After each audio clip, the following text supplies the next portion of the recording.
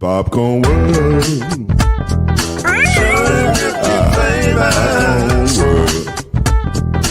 Popcorn World.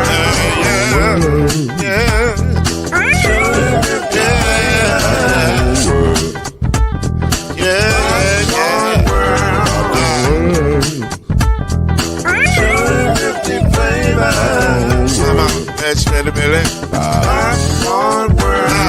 Can I make you groove now? Yes, I can. So you can get this groove in the back of a can. But you make it round the world and the holes in your hand. Popcorn World. 250 flavors gonna make you smile. 250 flavors gonna make you smile. 250 flavors gonna make you smile. I said popcorn make you smile. Ah. 250 flavors. Popcorn World. Popcorn World. Popcorn World. It's a popcorn world. It's a popcorn world.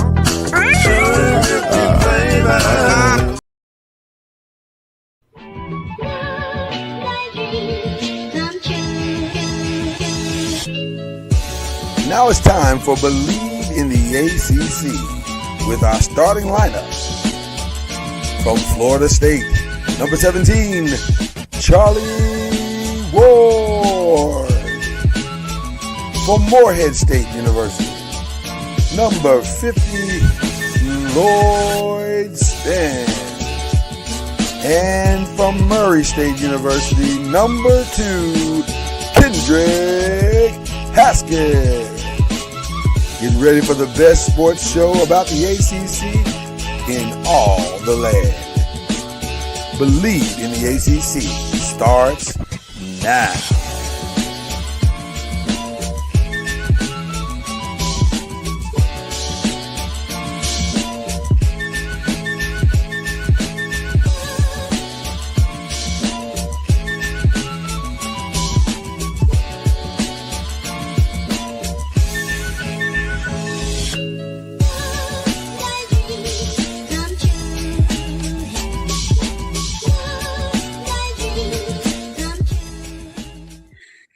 You know, it's frustrating sometimes. First of all, Happy New Year to everybody.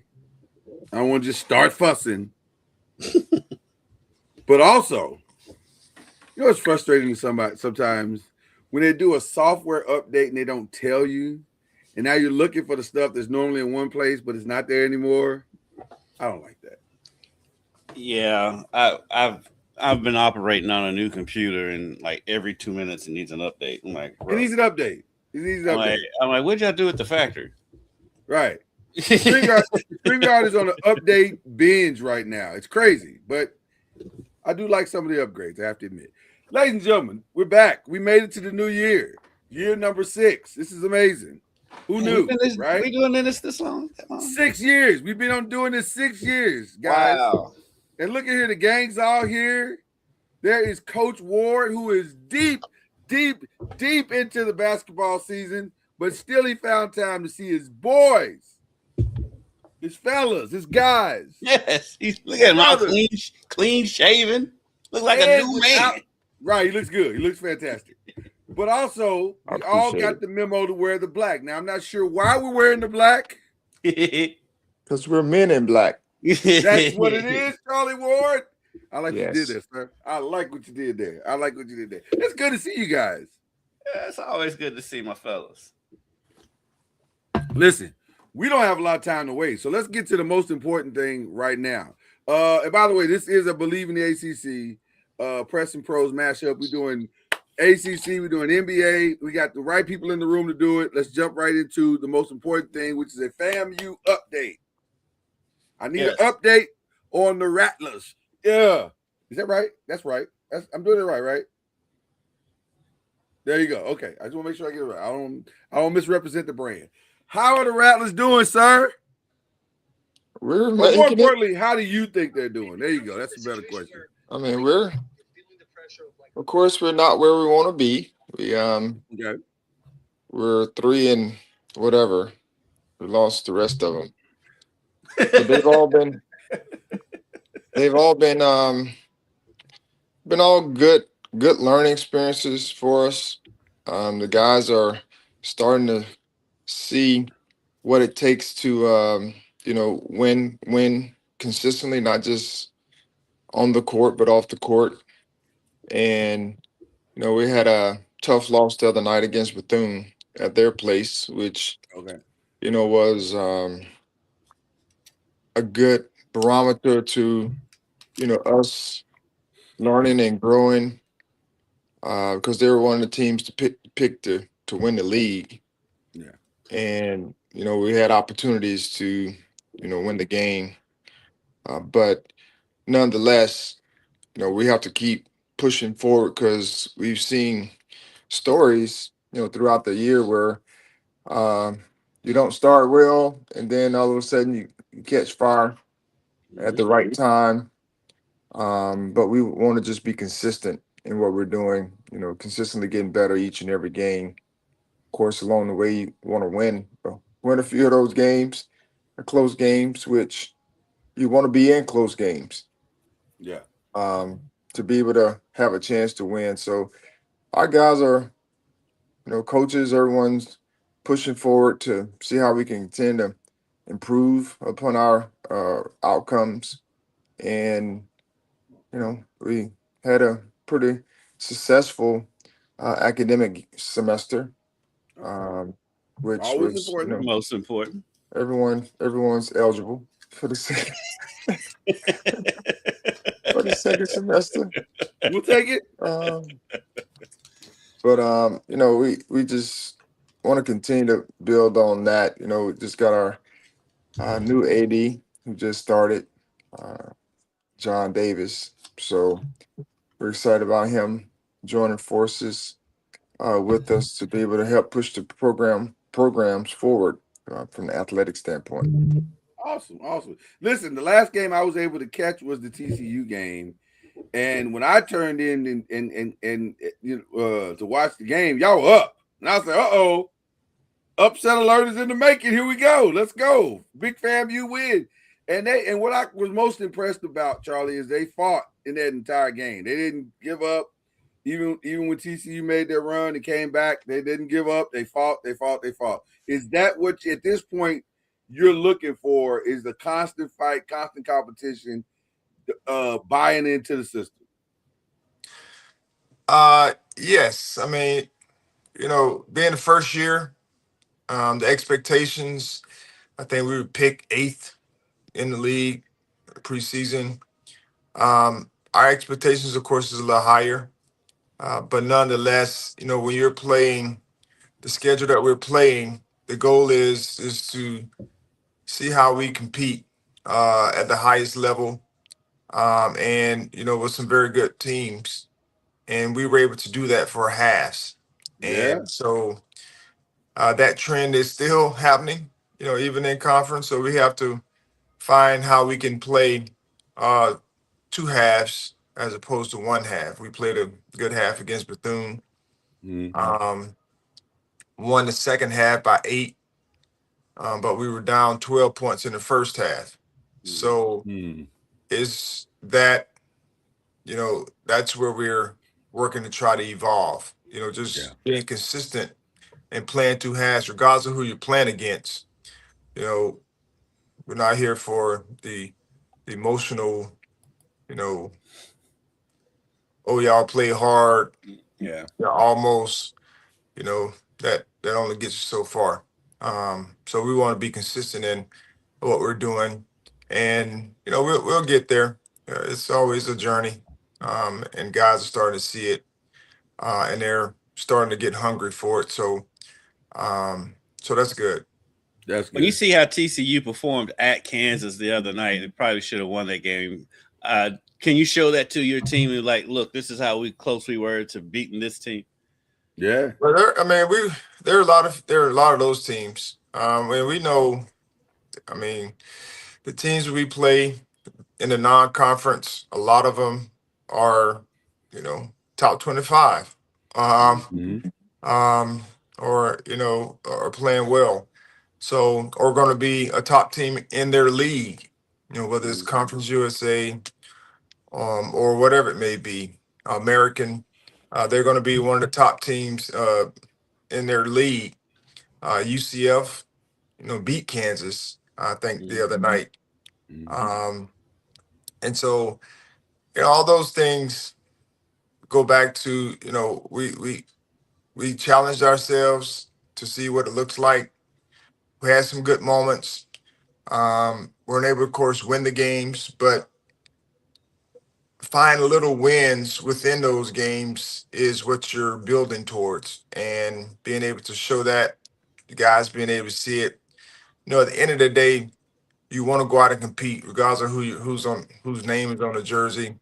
You got to execute at a high level, regardless of whose name's on the jersey, and then you have to make plays. And then we got to make sure that we're preparing properly by challenging them in practice, challenging them, off the field, off the court, with things that they're doing academically. Bringing them together as a team. So we're working to try to make sure we do our part as coaches to provide a culture and environment where it can thrive, not just on the court, but off the court as well. Well, first of all, let me just tell you, we're super proud that you have mastered coach speak in the college level. You are awesome. You sound good, brother. I'm going to tell you that right off the top. Tell you that right off the top. Second of all, I got you a little gift for Christmas, and that is I will be seeing you, sir, on the 17th when you make your appearance here in the city that I live in. Oh, that's right. There's no way you're going to be able to come to this city and I can't see my guy. So I'm going to pull up on you, Charlie. We'll be there, Arkansas Pine Bluff. That's right. That's right. He'll be here to take on the Golden Lions. But I will be donned in FAMU gear in support of my brother. I will not abandon you in your time of need. So there you go. I appreciate that. What a treat for you, Charlie. I know. There you go. There you go. I got that present last summer. Right. Now, let me say this. If you win, then you and the AD gonna have to figure out how to get me to travel. I don't know how you're gonna pull that off. Y'all work that out. I'll be looking for my own NIL deal. Well, you're gonna be like the cat for Bowling Green. I'm just saying. Or like Mother G. Maybe I'm Father NOIZ. G. You know what I'm saying? Well, Sister G, I'm Father NOIZ. I'll just travel around, blessing the team, and getting you wins. That'll be my goal. You can walk around with some holy water. Holy water. Hey, listen, it worked for the Steelers. Worked for the Steelers. It did. Whoever it was, somebody intervened on that one. Yeah. I was gonna say, man, that's just regular old water. What were y'all doing over here? You got that out the faucet. You got that out the faucet before you pulled up in the game. You ain't fool nobody, father. Okay. That was fun. That was fun. Congratulations, Charlie. This is an exciting time for you and the Rattlers and for the entire FAMU nation. Let's get into some other stuff that's going on. There's this little thing called the college football playoffs that's happening tonight. And we are an ACC team. Let me just say this. In my lifetime, I have never been more conflicted about a football game than this one.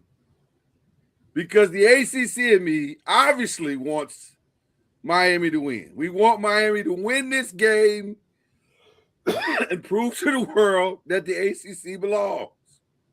We all want that. Mm-hmm. However, the petty in me wants Ole Miss to win this game so they can look right in the camera and laugh in Lane Kiffin's face. So I don't know how I feel. I would like to ask the two of you, how do you feel? I mean, I'm kind of the same way. It's like I'm rooting for Miami because they are in the ACC and it's a good story. This is a crazy game when the crazy Final Four when like three of the four, the fourth best story is an Oregon team who's been here more than the other three teams over the last decade and a half. Right. And they're the least interesting out of the four. But I do want to see Ole Miss perform well because of everything that's going on and everything that Lane Kiffin did to that program. Kendrick, as a journalist, I think I know the answer to this, but as a journalist, what is the story for you? If you had to pick the story for you, it's probably Indiana. Yeah. Yeah. Now, Yeah. question. I have a question because, and this is a question that you can ask the sports director of Wave 3 News. If Indiana wins, what does the sports director do? Go to Miami next week. Means I probably won't be on the show because I'll probably be on a flight to Miami next week. Well, I was gonna say, listen. Well, hold on, because listen, if Wave 3 would like to do a mashup, I'm down. I am super down to make that trip to Miami. Let me just throw that out there. Because I think because the game is on a Monday, so I would imagine the festivities probably start on Friday morning. Oh, so yeah, we would fly down on Thursday. Yeah, it's gonna be crazy. If a peek behind the curtain, it was pretty funny to me. The other day, we got an email from the college football playoff system asking all the IU media to quit trying to credential for the national championship game already.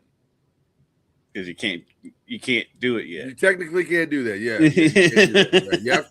Technically, you have to wait. I'm like, but I understand. I do understand the excitement, but like, yes, I do understand. Yeah, can't do that. Well, listen, you can't fault them. They've never been here before. This is new. It's all new territory. Usually, they've already moved on to basketball by now. So this is all new territory. Hey, shout out to the basketball team. They've won 4 straight and 2-0 to start the Big Ten conference. They're doing great. They're doing great. They're doing great. Charlie, who are you rooting for in this game? I like to see Miami win. Very similar to you guys. I mean, I'd like to see Miami win as we talk about the ACC. And, they have a team in the Final Four. So this Final Four is kind of represented by multiple conferences. So even though 2 conferences try to dominate the whole field, Exactly. but there are multiple conferences, being represented. And I'm glad the ACC is one of them. And it just goes to show you sometimes, whether you have one team in or 5 teams in, it doesn't matter which conference you come from, it's the makeup of the team. Right. And so we got to get to a point where that's not the issue. I mean, that's not who's driving the bus. Like let's put everybody on the bus to making decisions. Because I heard someone the other day talk about changes through the playoff system, and then having the SEC and the Big Ten vote on it. And I'm like, what are we talking about? Right. Changes. How the 2 commissioners in the Big Ten, like the SEC, vote on it? I'm like, what are we talking about? I mean, there are other people playing these games, other conferences playing these games.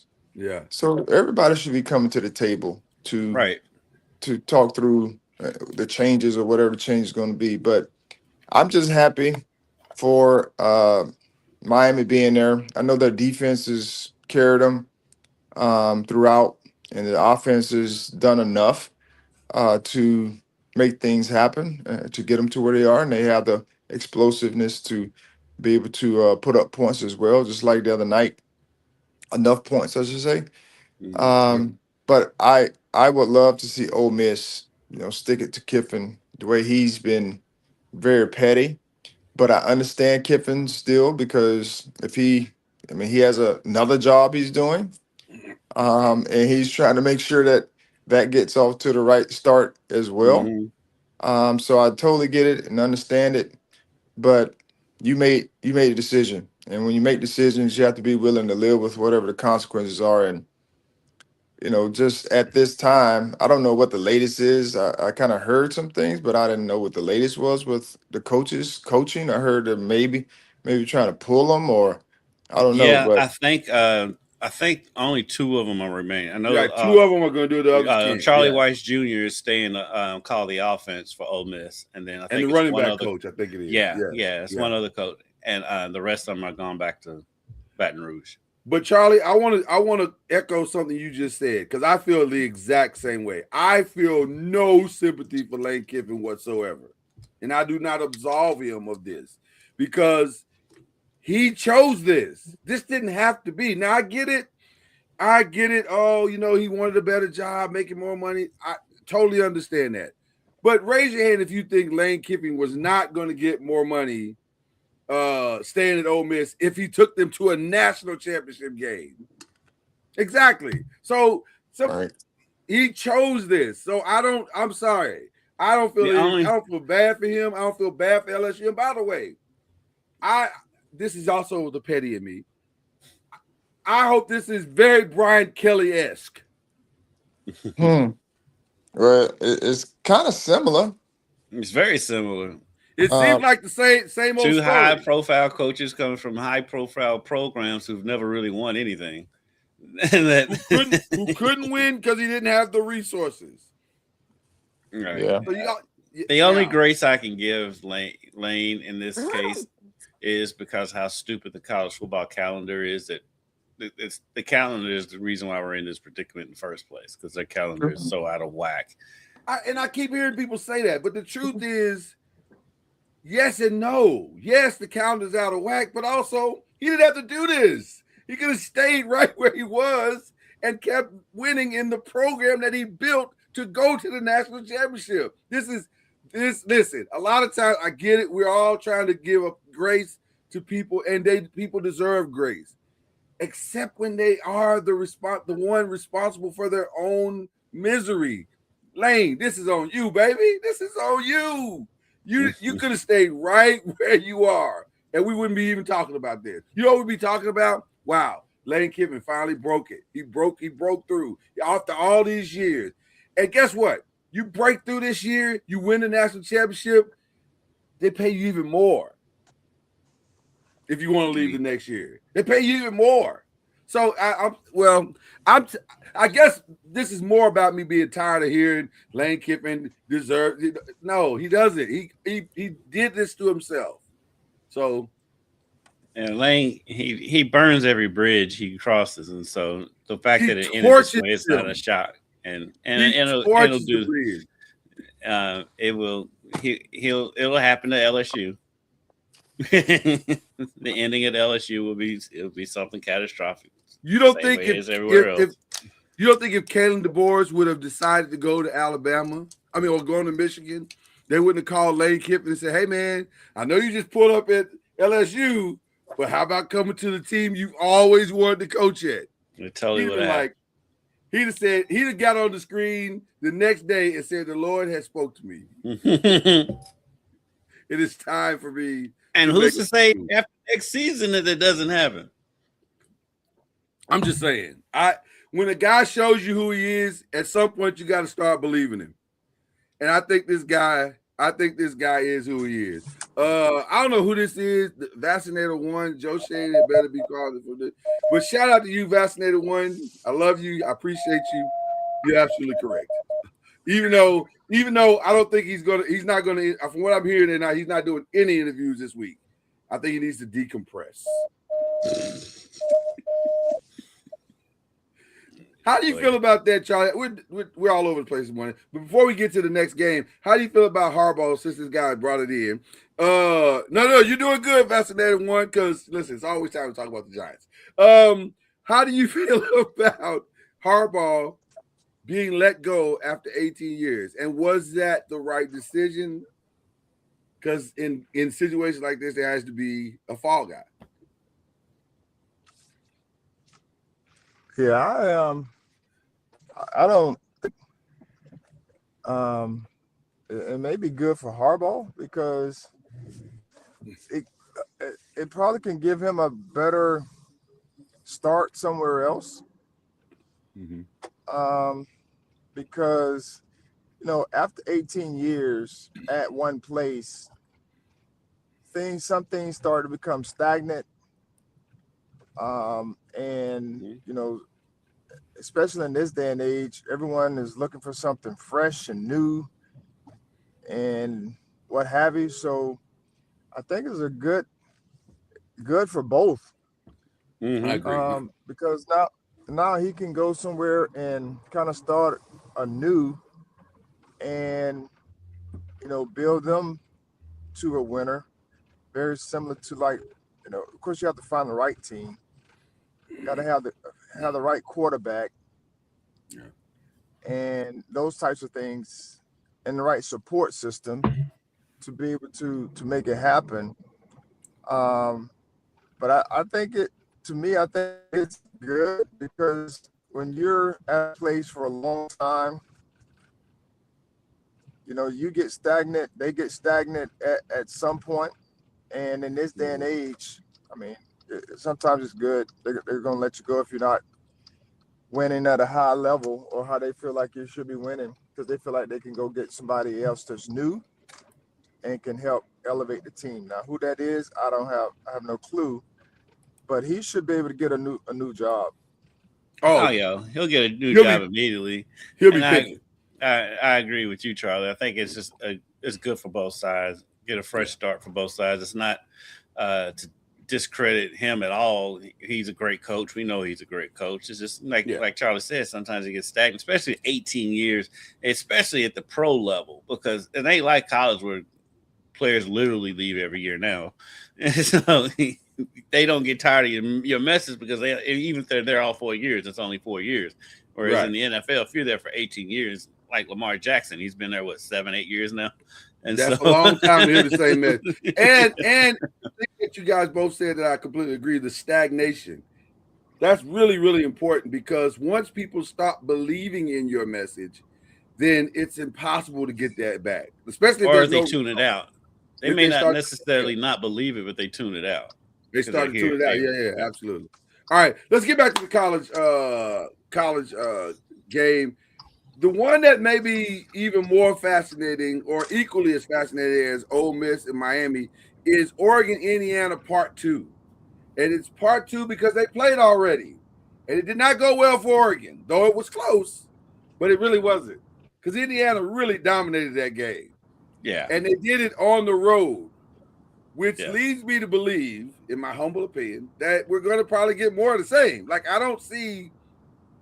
Maybe Oregon will come with this new inspired thing but the people of Indiana are the same. Like, they are the same players who are even more motivated because they're playing for not only a national championship, but an undefeated season and a movie that is going to write itself. So your thoughts on Oregon, Indiana, gentlemen? Well, there's a couple storylines here. Of course, one being Oregon's offense and defensive coordinators are head coaches somewhere else. Right. And so it'll be interesting to see. I know in this juncture time frame of the season, you're not doing a whole lot of new things because you may have a couple of tweaks here and there to some foundational things that you do, but at the end of the day, you're not going to be implementing a new defense or offense. You may have some like wrinkles, like I said, but just the distractions from being a head coach. We saw Ole Miss decide to not allow Coach Kiffin to coach the games in the playoffs due to this fact that it's a distraction, and so that's what people talk about. I guarantee you, while they were there, at the I think the Chick-fil-A Peach Bowl, they had to address those questions, and their time was divided for these last couple of weeks, and it's not easy. And so it'll be interesting to see if they are able to overcome those distractions. And then can Indiana continue to soar, in this environment, which I think they can because of the quarterback and their balance and their execution. They just kind of remind me of a Wisconsin type team that they play good, solid defense. You're like, how do they do it? I mean, dudes just be in the right spots. Guys They just are make so plays, disciplined. Yes. and then offensively, nothing really phases them. Even though they may have some, but man, Fernando is just one of those guys that you just root for. You just want to Yeah. root for because of who he is and the way he goes about his business. So, I want to see Indiana continue the deal because it does give hope for others that Yes. you can get out of the dumpster with the right support, with the right coaches, and all those different types of things. And it would be good for football just to have somebody different than there's already The something Blue different Bloods. because Yeah. Yeah, the that's teams all that's in four it of them now, different. Yeah. have had their own issues over the years. Let me say this. I'm so mad that Jacob Payne got this before I did. I never even thought of this until he just says, like, it is Hoosiers, the football version. This is Hoosiers. Where is Gene Hackman when you need him? Okay. No, it's like around here for us, it's the double whammy because of course we already covered IU football. Then Will Stein, the offensive coordinator for Oregon, is from Louisville, played high school football and college football at U of L, and is the new college football coach for UK football. And so, they got in yesterday, and we've got our crew down there, and they made Will Stein available. So of course we had to ask about the UK job. And so, it's super interesting on both ends for this game. Lloyd, to your point, yes, the same players and everything, but I mean, it was the same players for Georgia and Alabama in the SEC championship, and Alabama took care of business. And so, I think in all the rematches in the postseason this year, the team that lost the first game is won the second game. So it's going to be interesting. This Indiana team, like Charlie said, the offense doesn't flinch. Neither side. I mean, nobody in their team flinches, and it's like they've taken on Cignetti's personality so much, and is crazy. I've never seen a team that's so much into their coach's personality, and at this point in the season, with anybody who's like an up and coming, just kind of come out of nowhere like they have, you do kind of question them against every opponent. But like with this team, you don't question them. And if they're not going to beat themselves, if Oregon wins that game, Oregon went out there and won the game. It's not going to be because IU shot themselves in the foot, turning the ball over, committing a bunch of penalties. It's going to be because Oregon went out there and beat them. The last week or in the quarterfinals, everybody said the stat was the team that had the bye was the loser. I think every team other than Indiana had the bye was a loser. This week, the stat is, it's hard to beat a team twice. Every team that is, I think Indiana doesn't care about your stats. They don't care about your history. I tell you one person who doesn't. Right. So I think Indiana takes care of business. Indiana, DeAndre Moore, is it DeAndre? Is it DeAndre, right? I think it's DeAndre, right? Oregon's quarterback? Yeah. It's DeAndre or DeAndre. I think it's DeAndre. Deontay. Yeah, I know people with a D and a T and a it's either Deontay or Dante. Okay, so he had some challenges last week, and I don't think that defense was good, but they're not. I don't think they're as good as Indiana, and so Indiana is going to be in the right spots. They're going to put the pressure on them. They're going to really make this a very difficult game for him. And I like the 1 and 2 matchup of those two players, although in evaluation, and we'll have more evaluation in the next coming months. Do you guys see either of these guys as true first round quarterback selections? Huh? Who? Moore and Fernando? Mendoza. Yeah, they're gonna both be first round picks. I didn't say they were. I said, do you see them as true first round day one starter selections? I do more with Mendoza than I do with Dante Moore. little bit more with Mendoza because of the calmness, like some of the things that Charlie was talking about, the intangibles.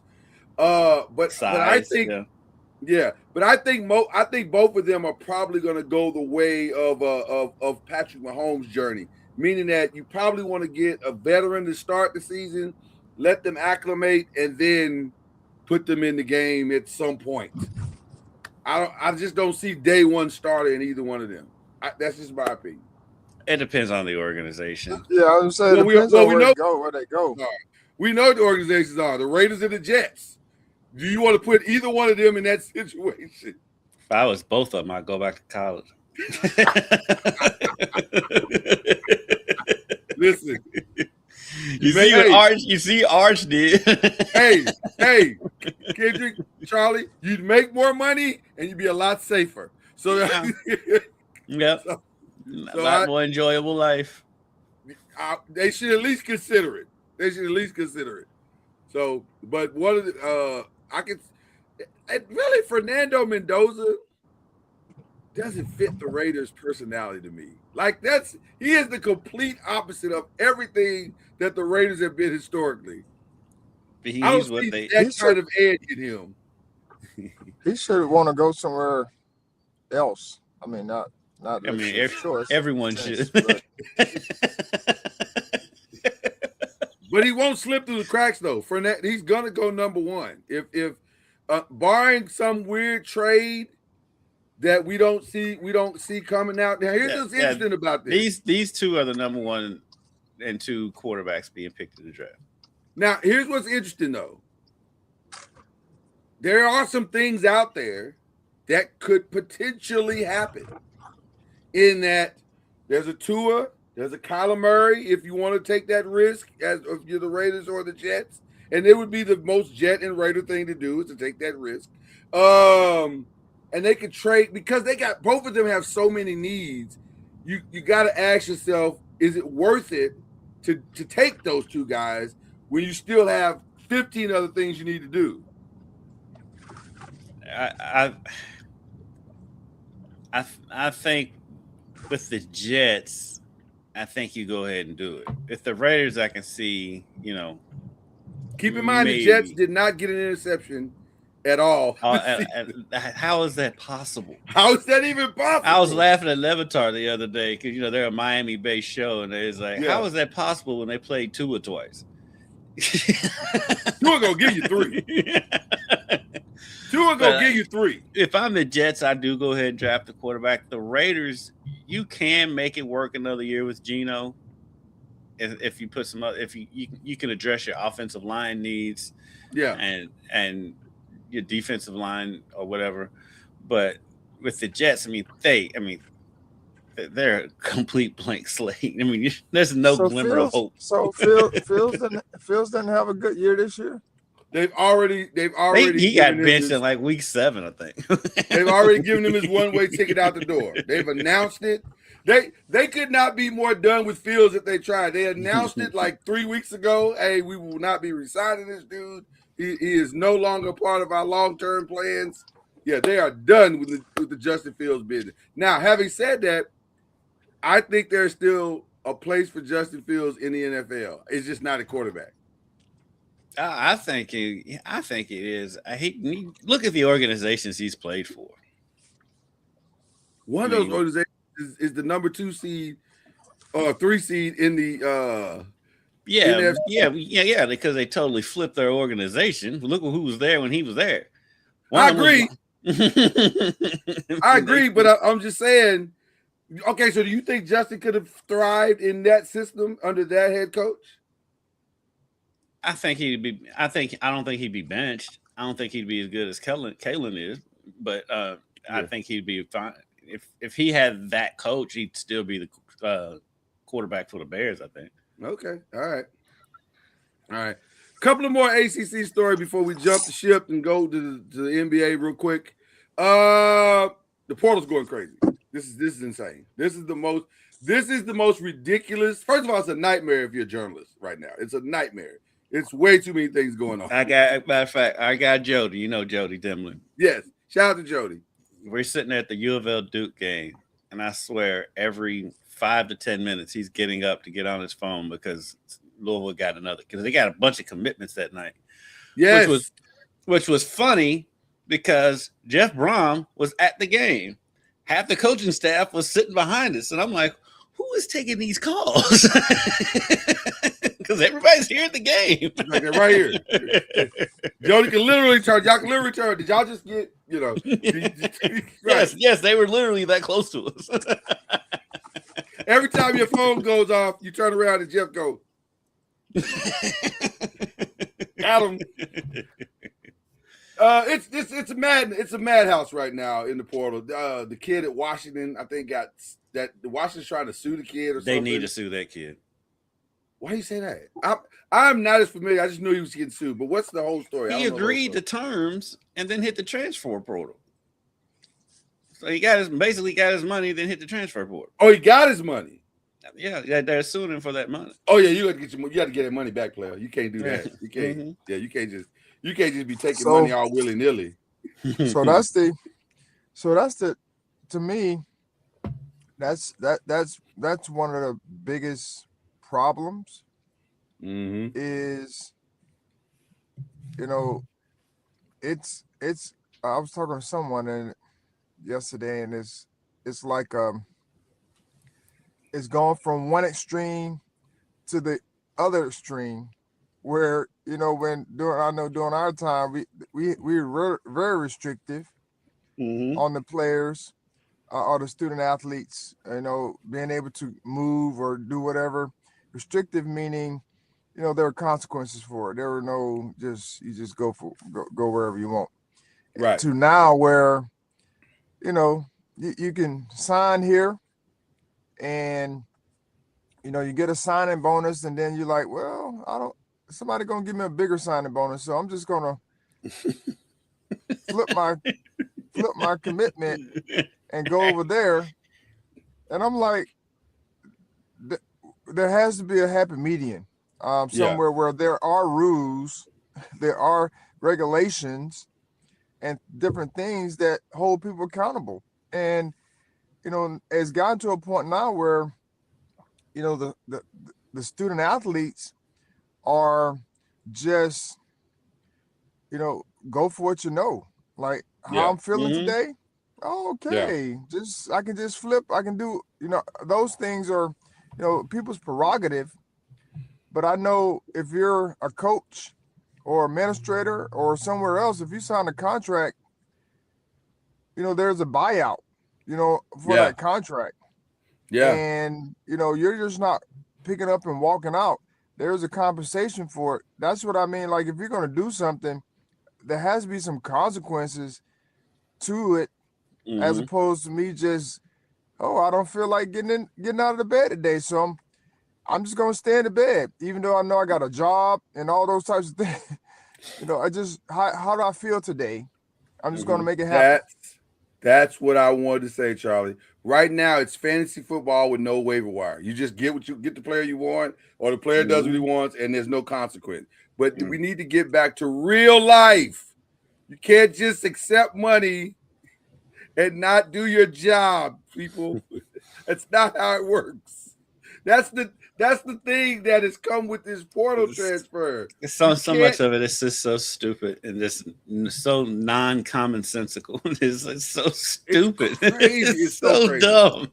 Yes, it's so crazy. So rather than give you guys any reports of anything portal yet, we're just gonna wait till the dust settles. I don't do it because I can do that stuff all day, every day in my sportscast. Right. And I'm like, look, I'm not doing this stuff. I don't do recruit. Let me know when they're on the field. When the dust settles, we'll give you a smaller update of the top players. On media day in August. Exactly. Some interesting things going on in ACC basketball real quick. Just great game the other night with Duke and Louisville. Louisville's going to probably struggle. I think the theme of their season so far is we need Mikal. Like until he comes back and they can play. It's bigger than that. Right. Oh, you think it's bigger than that? Yeah. Really? They would have lost that game if Mikal was there or not. You think so? Their problems are not in the backcourt. Their problems are up front. You don't change their front court is not aggressive enough for me at all. I am not impressed. Like they don't have as much dog in the front court as they have in the back. And those guys got to really, really start to step up. Now where Michael would have helped the other night is because Duke was able to put Sarr over on Conwell, and his length and size gave Conwell problems, pretty much shut him down in the second half. And if you have Michael out there that kind of alleviates that a little bit. And it's Michael. Yeah. Okay. And so Michael. Yeah, Michael. And so Michael. And so it alleviates that, but that wasn't going to stop Boozer from doing whatever he wanted to do down low. Here's what I think though, and I don't completely disagree, but I'll say this: it is different. Michael is the one pure shooter they have. Like he's not streaky. He can shoot, flat out shoot the ball. Now Conwell's that. Well, Conwell is too, but I think when you have them both, Conwell's a better shooter than Michael. But yeah, I get what you're saying. Yeah, Michael's a better scorer. He's a better scorer, but Conwell's a better shooter. But the reason why I say it matters is because with Michael, he can score on 3 levels, and that's what opens up the court for everybody else. They don't have that guy now. It's either Conwell shoots and he hits, and everybody else might get a shot. And they just shot well in the first half. They shot incredibly well in the first half. Hit 10 threes. But they don't have that other guy that can break down the defense on all levels. He's the only one. And they got it. Once he gets back, I think it'll be better. But it's an interesting season for them. But Duke is good. Listen, the ACC is going to be there in the end. That's the one thing I think we're finding out real quick. Duke is good. Louisville's good. Virginia's the story of the league. Virginia might be low-key the best team in the league. I don't know. We're early, but they might be.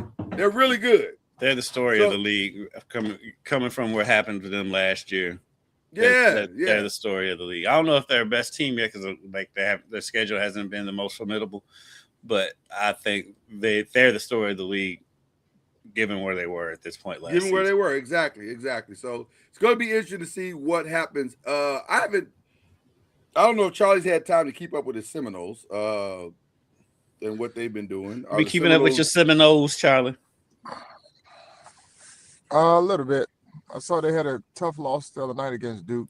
I didn't get a chance to watch it, but I saw where they played well, competitive, which is good. Everybody's having a tough loss against Duke. Yeah, I know that. I mean, that seems to be the story of the season for those that are playing against Duke. They find ways to win. That Duke whistle is a thing. Oh no! Listen. Let's be clear. Duke fans get mad and sensitive about it, but look, when you see that game up close. Now, granted, I'm not going to be one that says that Louisville lost that game because of officiating. They did. They lost that game because Duke made adjustments on defense. They quit giving up wide open threes, and they forced Louisville into a lot of bad turnovers. I gave Duke, the players, coach, staff, all the credit in the world. But the Duke whistle is a thing. It's a thing. It is a thing. It is real. It's very, very real. All right. Let's jump over into the pros. We're now into the other show with our special guest, Charlie Ward. Okay. Our legitimate pro. Our legitimate pro. Right. Normally it's just press. Today we legitimately have press and pros. Okay. Press and the big weird trade went down last night. And let me just say this. I feel a way about this trade, but not in the way that you might think I feel. Shout out to Trae Young, who looked at the landscape of NBA basketball and said, when I saw that sentence, I thought of you instantly, but I was busy, so I couldn't text you. I was thinking, that's a sentence that's never been uttered in the history of the NBA. No one has ever said out loud, you know where I'd like to go? The Washington Wizards. It's never happened. But shout out to Trae Young, who saw an opportunity, was like, you know what? Y'all got something I want. He made a business. Well, two things you got. You got two things I want: more shots and more money. He's going to max out immediately. Can they max him out though? Yes. Okay, I thought Atlanta was the only team that can max him out. He'll max out to what he has potential to get at that. I think his max out is further down the road now. I think Atlanta could have signed him to a max deal earlier than Washington did. I think right, absolutely. But eventually, he's the face of the franchise. He's the new Bradley Beal. He's the new Bradley Beal. And I'm not listen. Charlie Ward has taught us. If he's taught us nothing in the 6 years we've been here, he has taught us: you make a decision and you live with your consequences. Mm-hmm. The man has made a viable decision. He said, "I want this bag," and he's going to get his bag. But and all jokes aside, though, it goes back to what Charlie was saying earlier with the Ravens and Harbaugh. It's good for both sides. It was his time. 100%. Yes. What says you, Mr. Ward? No, I mean, I agree with it was time because they were only going to go so far with him in Atlanta. And I think they started to get weary or tired of just having to deal with whatever they were dealing with. And so whether it was bickering, whether it was complaining, whatever you want to call it, they probably was just like, it sounded like it's just said, go find you another spot. Find you another spot. And we'll be cool with it because we're not getting the results that we want with you anyway. Mm-hmm. So let's go and find a better opportunity for yourself, and that's just that's how things roll these days. Middle of the year. Before you go get your own deal, like which I can appreciate. Not everyone gets the opportunity to go search for their own place. I know during my time that was not the case. They didn't give you a choice, but they didn't say go find your team and then we'll work the deal out. No, they just put you in a deal or you were part of a deal and it was best for the team, as opposed to the player. But I'm happy that he's found a place where he feels like he can thrive. And hopefully he can elevate their team, not just by scoring a whole bunch of points, but find ways to do other things to help them win. Right. That's my other thing is, I understand we want to score more, we want to do more, and we want to be face of and all that. But at the end of the day, are you providing the necessary outcomes that everyone wants, which is to win? Mm-hmm. And, are you doing that? Or are you just good with, hey, I'm the face of the franchise. Hey, I'm scoring all the points. Hey, I'm getting all the shots. All those types of things, and you're still not getting the success. Or better yet, some people are just satisfied with making a whole bunch of money. Like, I'm making a whole bunch of money, but we're not getting the outcomes that we desire. So I'm cool, not cool with it, but I'm good with it. And so it just depends on who you're talking to and their motives. But I think it was a good move. Getting CJ, is it CJ? CJ McCollum, yeah. McCollum. Oh, free CJ. And I'm so happy for CJ. At least he gets to actually go to work and enjoy it now. like God bless you. Because you look at that roster, it's a pretty good roster makeup for the Hawks. A lot of people were touting them as a dark horse for the finals before the season started anyway. Yeah. So adding CJ McCollum, I think he's a good fit for what they have with that roster. And I'm so happy for him because he's been in purgatory forever. Like he left Portland and people forgot he existed. Like it's crazy.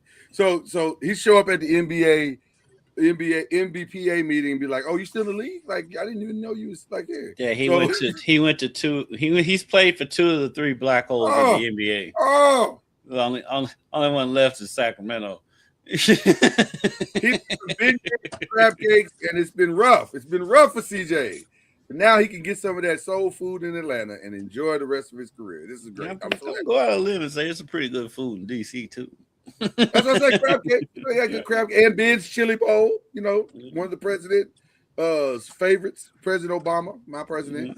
The other thing is, the only person that needs to be set free is Kuminga. I'm just at this point. I'm so tired of this story. It's a story that will not go away. He's not playing either, is he? He's not playing. Here's how bad it's gotten in Golden State for Kuminga. And shout out to Draymond Green for telling this story. The other day, Brandon Przemski was pulled out of the game, and Kuminga was encouraging him that everything was going to be all right. I was like, this is bad when the man has now been relegated to counselor. So yeah, he's basically Udonis Haslem, except he's only like 3 or 4 5 years into the league. He's not even 20. I think he's barely 24. I don't even know if he's 24 years old yet.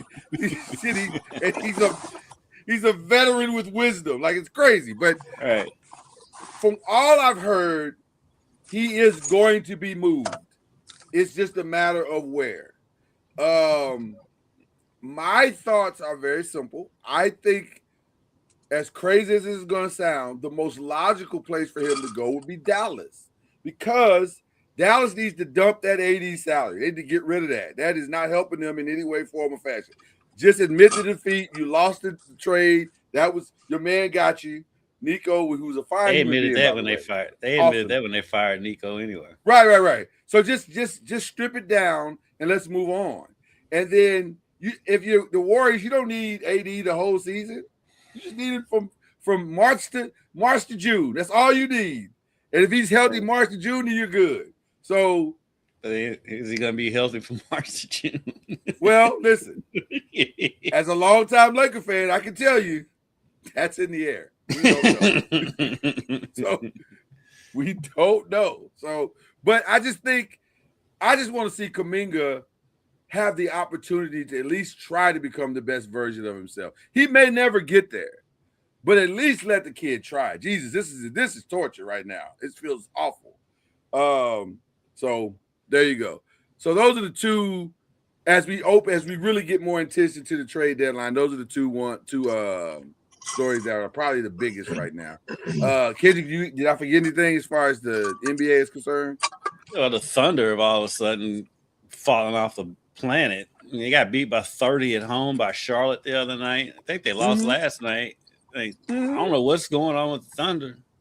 Oh, that's easy. I can explain that in one reality. Like, with all due respect to the Thunder, they are a great team. They are the best team in the NBA. They were never going to win 73 games. Yeah, they were never going to win 73 games is hard. Yeah, but 60 games is hard. Yeah, like we said, we was talking earlier this week. It's too early in the season for me to be like, this is too hard. It's just not January. Right. I think it's more than that. I think some of the injuries have caught up to them. Well, it's a lot. It's a combination of all things. Charlie, what was the most games that you on the team won? You remember? 50 something. That's typically what it is. It's 50 and every now and then. No, I can't even say every now and then. I would say more. It's hard to win 60 games. It's hard. True, but it's too early in the season for them to be even worrying, thinking about all that. It's just not. Well, they were already talking. They were already talking. We're going to break the 73 record. We're as good as the 70. You're really good. I never heard that. That wasn't the players. I didn't hear that come from them. That was other people talking about where they were and how they were playing at the time, because they were playing well. And they were what, 30-1 or something like that? Yeah. No, they were. They went 23 and something. 20. Yeah, but it was. They had one loss for a long time. For a long time. And then the Spurs came along. Yeah. And busted all. Spurs came along and beat them twice in a row. Yeah. In the then, same week. Yeah, and I guess and they must have laid some kind of a blueprint on how to do it, and that's what teams are doing, because It's amazing to see that. Yeah. It's everybody goes through bad times in the season because it's such a long season, but just the way they're getting beaten by who they're losing. It's not like they're just losing to the Spurs or Houston or the upper echelon of the league. They got beat at home by 30 by Charlotte. I was gonna say, that's a whole other deal. If you're losing to Charlotte, something's wrong. Something's at home by 30. And the Jazz. You lost to the Jazz. Yeah. Well, no, you know what? I forgot. They came back and won in overtime. They did come back and win. They should have lost to the Jazz. The game was way closer than it should have been. Yeah, the Jazz came back. Is not a bad team. They're not, but they're not a great team, Charlie. They're not. Well, let me say this. Maybe they're just not. Are they not coached well? Maybe something is wrong with the Jazz. They got a lot of talent. It's just not coming. It's just not showing up in games. Most teams in the NBA. Well, that's true. Yeah. That's a good point, Charlie. They all are NBA players. That is a good point, Charlie. That's a great point. But yeah, usually Charlotte, who looks like they're trying to dump salary as well. That's just their organization. This is what they do. To close out Press and Pros today, I'm gonna throw out some names, and you tell me if they're gonna make it through the trade deadline or not. LaMelo Ball. Where is he now? Charlotte. He's in Charlotte still for the time being, but there's been a lot of talk about LaMelo Ball.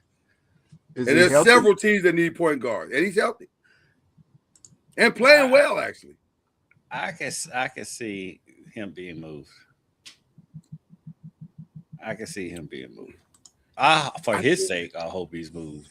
I think for a lot of these teams, it comes down to we don't want to pay this guy what he's going to ask for here in this next alliteration of negotiations, and so we got to get some of this out so we can kind of start to build something that's going to be sustainable. Michael Porter Jr. is an interesting name that keeps coming up. I never felt he was going to stay in Brooklyn anyway. No chance at all that he was staying in Brooklyn. Is he healthy?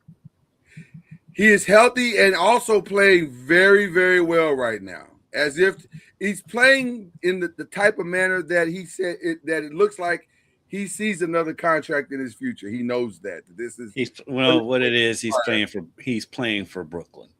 That's what it is. That helped.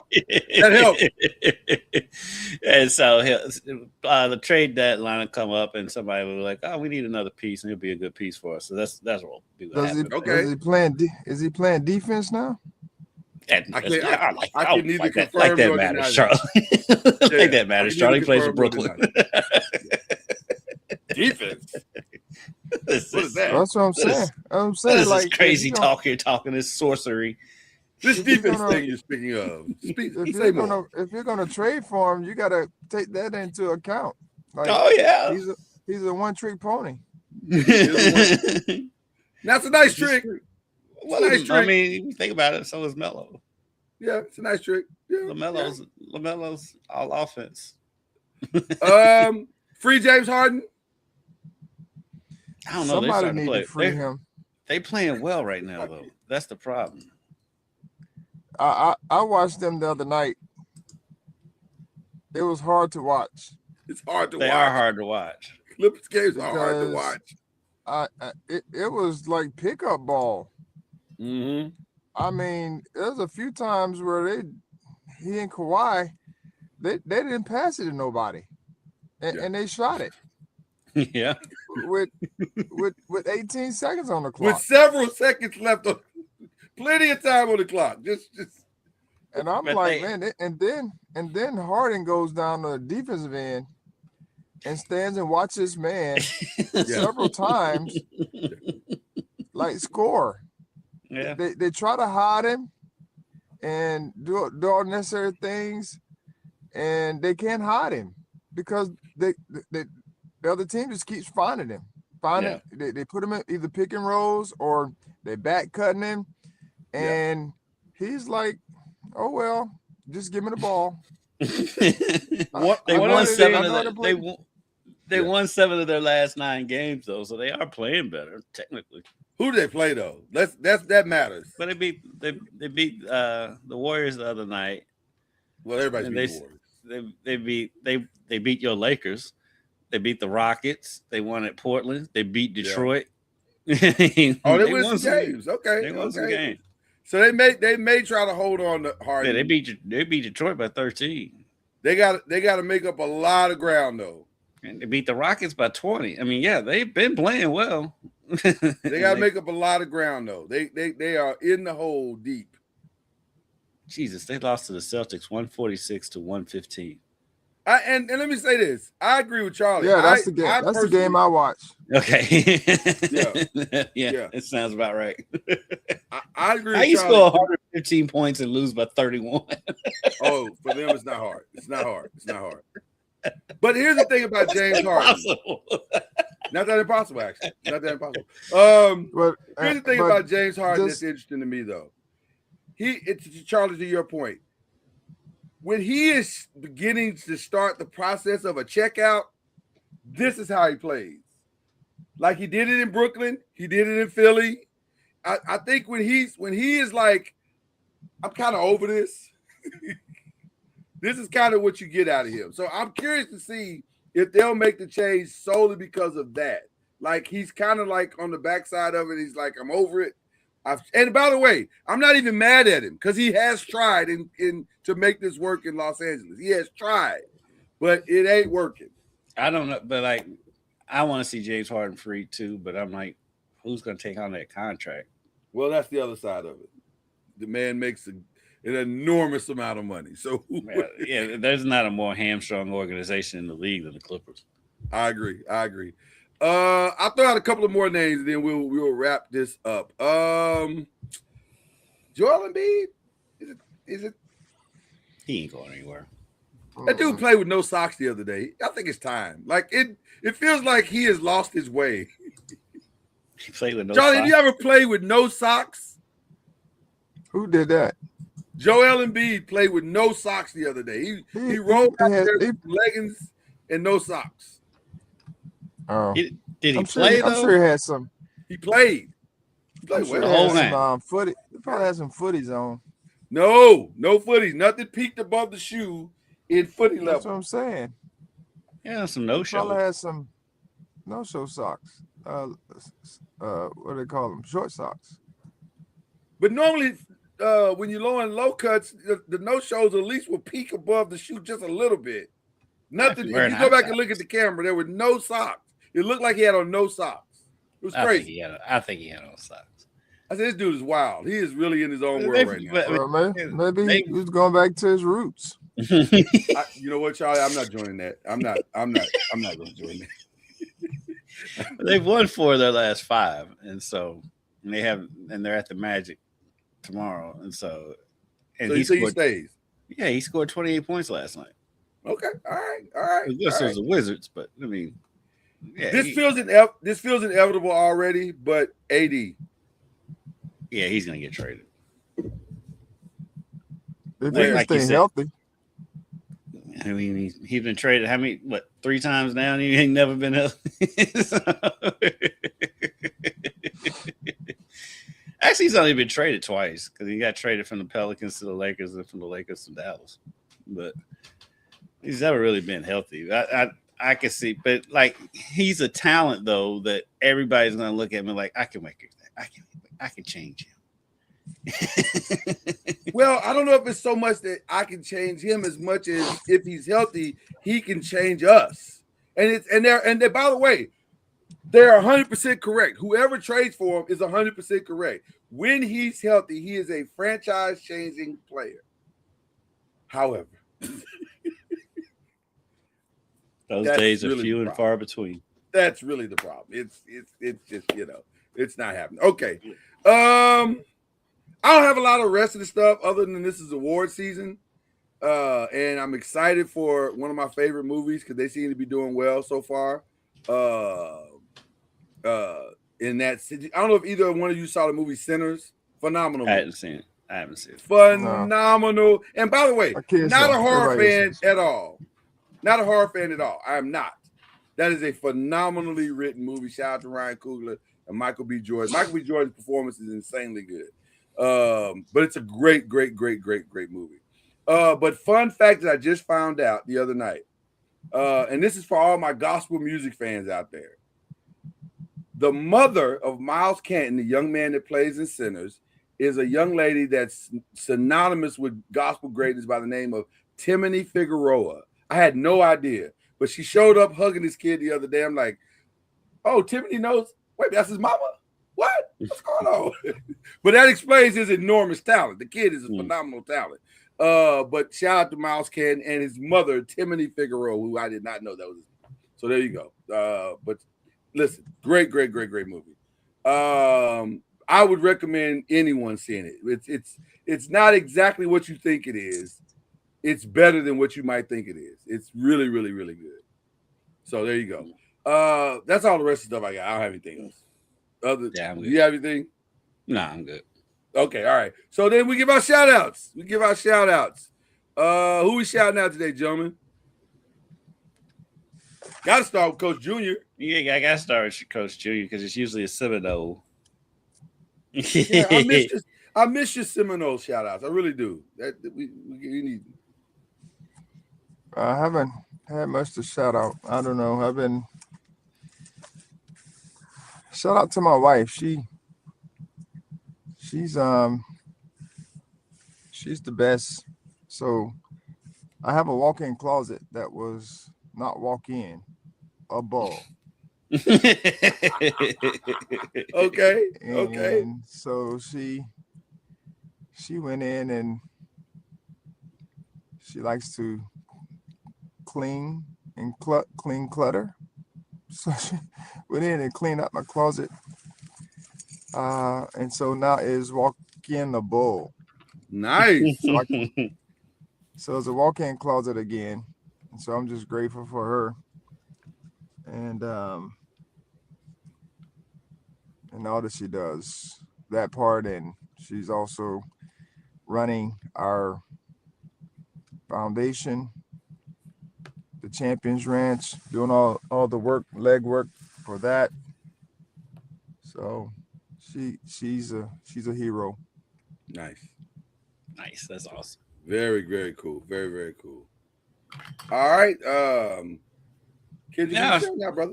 I'll shout out Fern Creek High School coach Josh Abel, the football coach. He just stepped down from the position. He's served the school and served the team well over the years.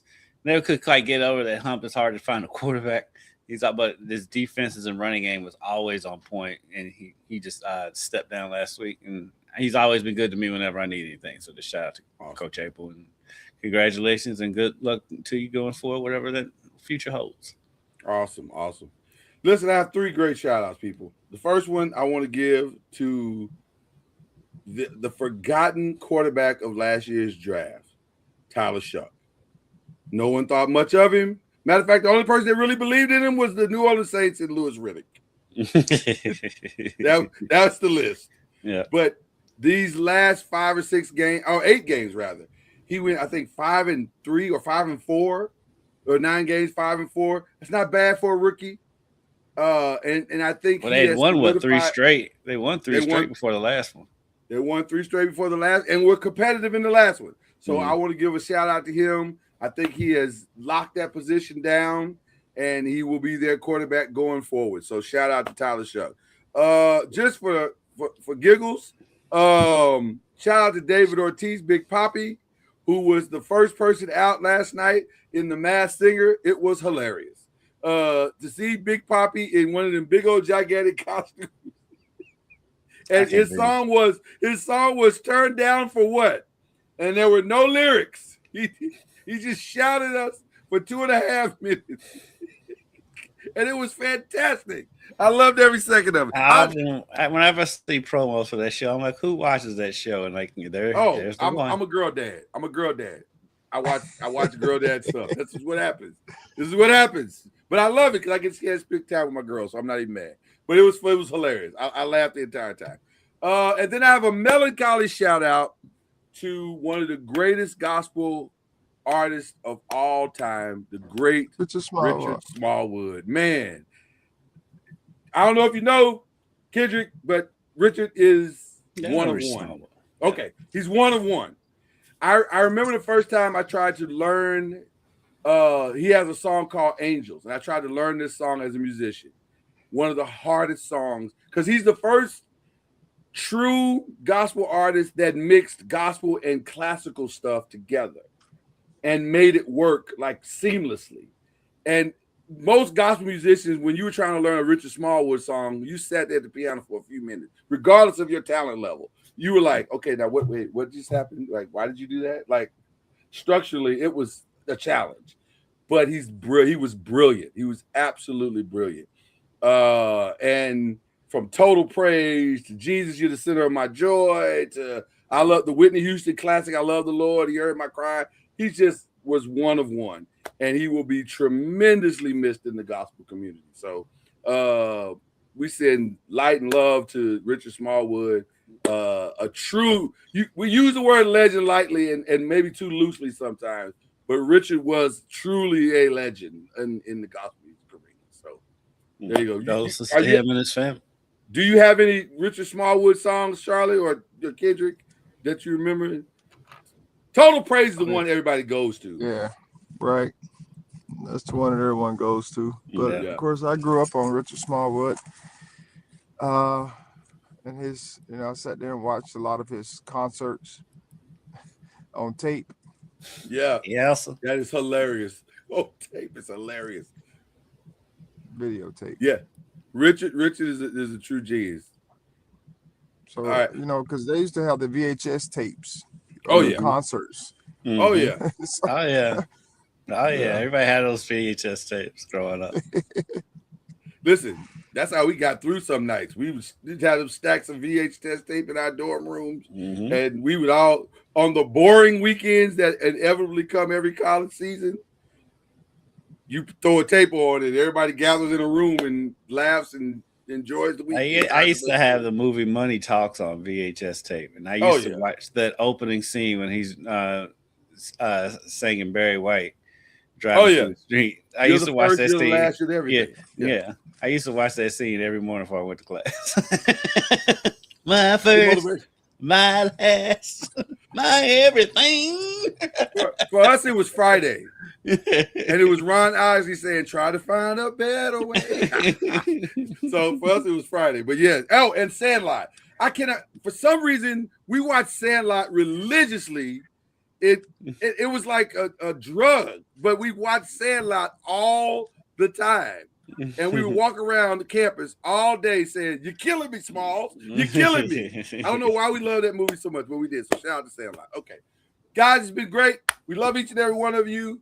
Shout out to Papa Haskins. And it's been, listen, enjoy your day. Enjoy your weekend. You got 4 days worth of great competitive football. So get your ribs together and whatever else you're going to eat and enjoy it. All right? And that's what we always say at the end. I actually got 5 because there's a Monday night playoff. There's a Monday night. It's 5. I think it's goofy. That's not fair to those. I don't get that either. That's just what the greed of the NFL. Yeah. All right. With all that being said, cue the whistle.